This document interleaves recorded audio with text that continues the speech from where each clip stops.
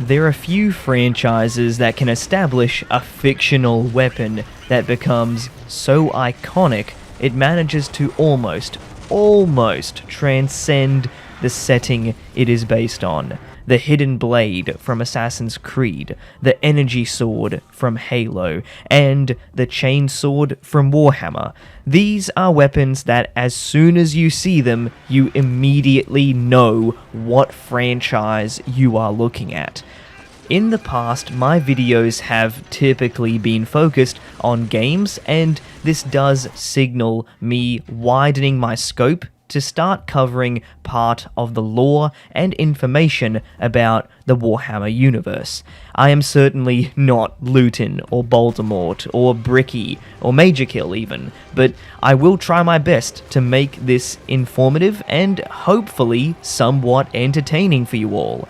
When it comes to Warhammer lore, I don't simply want to make a video on something that has already been covered to death unless I have something to add, which is why I noticed that there is a small little narrow space which is not as commonly covered about the weapons of war in this universe.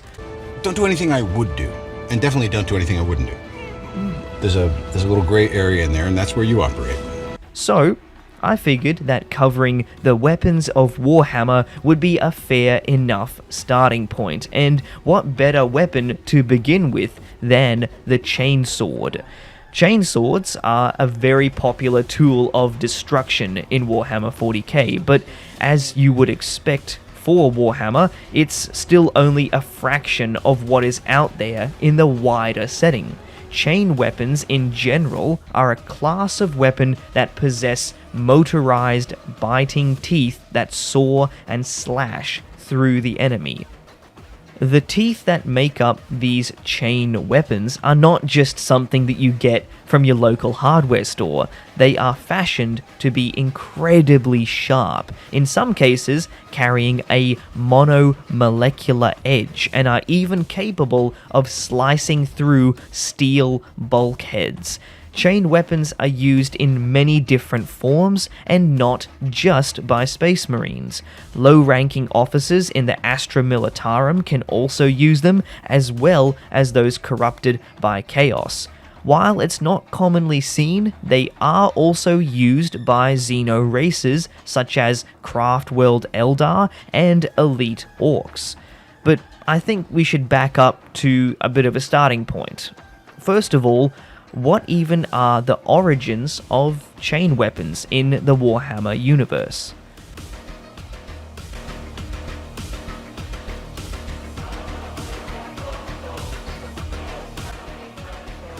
The tech priests of Mars, who are basically the people in charge of the weapons for mankind, have speculated that chainswords are simply a natural evolution of the sword's design.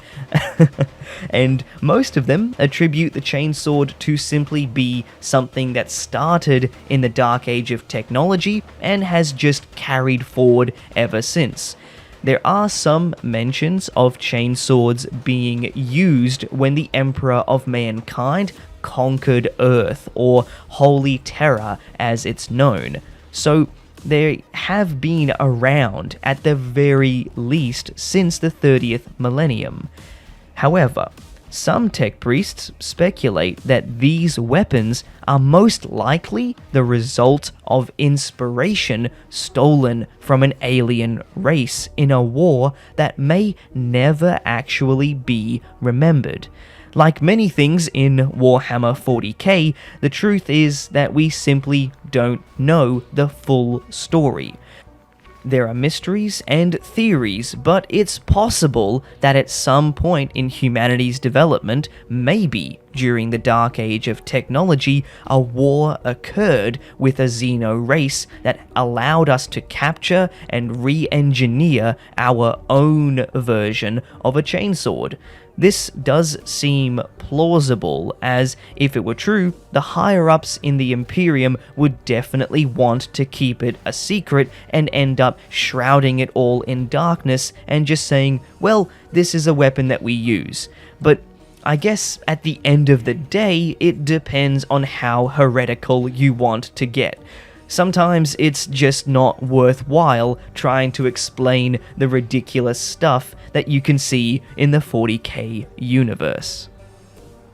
In 40k, there are variations of chainswords for almost every weapon, not just a sword. There are chain axes or chain daggers and obscure references to other versions, but I wanted to start by mentioning some of the more notable ones. If a Space Marine works their way up the ranks into a Terminator squad, they could also find themselves being allowed to use a Chain Fist. This is another weapon in the heavy arsenal that allows Terminators to be even more deadly. A normal punch from a Marine in Terminator armor is enough to go full Omni-Man and just punch through your enemy. But in case you weren't happy enough with just that, and you wanted to also put a chainsword on there, then the Chain Fist is for you. I mean, like, it's ridiculous, but I love it, because it's just so 40k. Another adaptation of the chainsword is for the Titans of the Adeptus Mechanicus. These are gigantic armored walkers with unbelievable destructive ability. They can be equipped with an enormous version of a chainsword to use against buildings. That's right, I said buildings and other titans.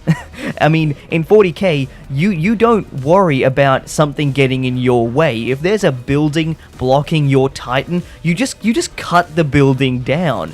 There you go, problem solved. There's no Avengers trying to preserve life. There's no caring about civilian casualties. That is just quintessential 40k. But moving on, the Space Wolves have a special kind of chainsword that has been fitted with the teeth of a kraken, a native beast of their homeworld on Fenris. They are then renamed into frost blades and are more destructive than even a power sword, but they are limited to the warriors that have proven themselves to be worthy of such a weapon. Chain weapons are not just limited to being incorporated into swords and axes. They also exist as chain glaives, chain bayonets going full Gears of War, as well as a multitude of other melee weapons that can have their standard blade removed and replaced.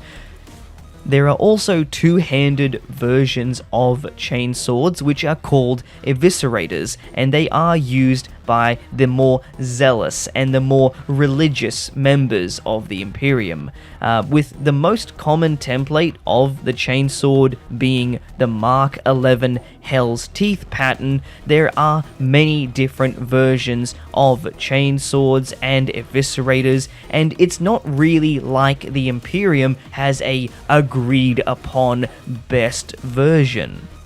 One of the reasons why there are so many different variations in the arsenal of mankind is that there is not just simply one factory that makes all of the chainswords. The scale of the Imperium of Man means that the same materials or designs are not always possible, resulting in the various iterations that we see. Space Marines are commonly seen wielding these deadly weapons, and each chapter is responsible for their own creation and maintenance.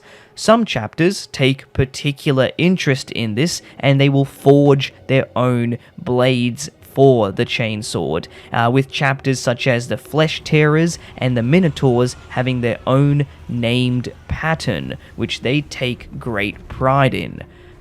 When it comes to longevity, it really does depend on how much a chainsword is being used and what it's being used against. If it's just ripping through unarmored flesh, it will keep going, and you'll have dead enemies all around you, and the blade will still be razor sharp. However, they can essentially lose their teeth when they're being used with poor technique to parry another weapon, or if they're held against another chainsword in a duel.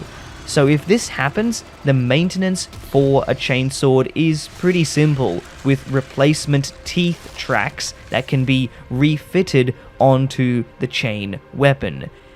It has been found that even a well-forged chainsword will blunt quickly against heavy armor, such as the ceramite of a traitor marine.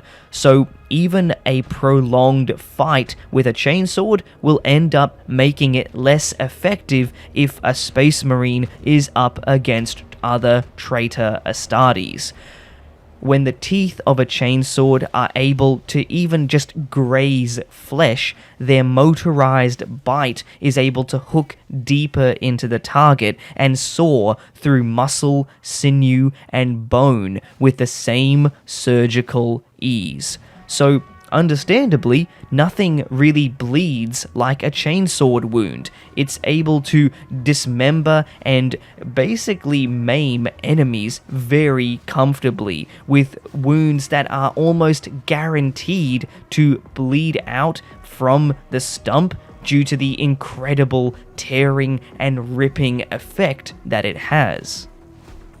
Despite how mankind has gravitated to combat with this kind of weaponry, as I mentioned previously, there are Xeno Races that have possessed similar blades for a long time.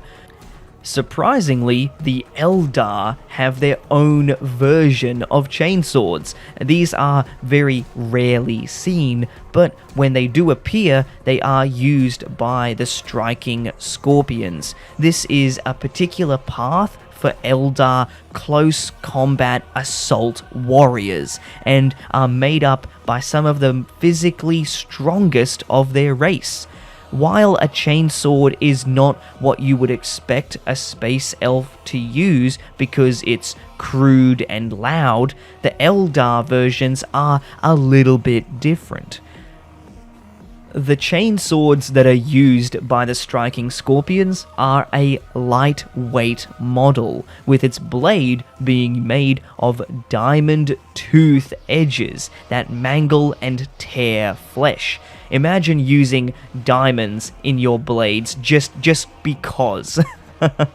Its advanced design also is able to augment the user's strength, making it an incredibly lethal weapon to use in close combat, and apparently these guys can even go up against space marines and orcs in close combat, which is pretty insane if you know anything about the Eldar.